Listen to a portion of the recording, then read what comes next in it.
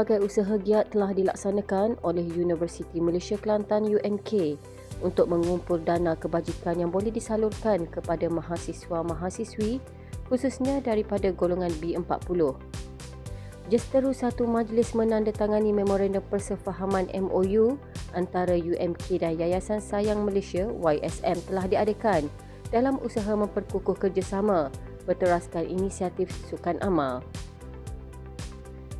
Majlis penandatanganan MOU itu disempurnakan oleh Naib Chancellor UMK, Datuk Profesor Insinyur Teknologis Dr. Arham bin Abdullah dan YSM diwakili oleh pengerusi merangkap pemegang amanah YSM, Datuk Dr. Suhaimi bin Ibrahim di Pejabat YSM Petaling Jaya, Selangor. Turut menyaksikan majlis MOU tersebut ialah pengerusi Lembaga Pengarah Universiti, Datuk Dr. Hassan Basri bin Awang Makdahan dan Dekan Fakulti Seni Bina dan Akistik FSE, Profesor Madya Dr. Syardi bin Abdullah.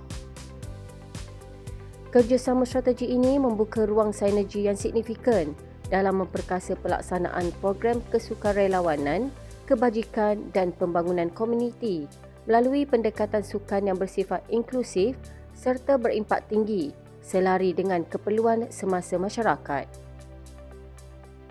Inisiatif ini selari dengan aspirasi UMK sebagai universiti keusahawanan yang berteraskan komuniti serta kesejahteraan sejagat.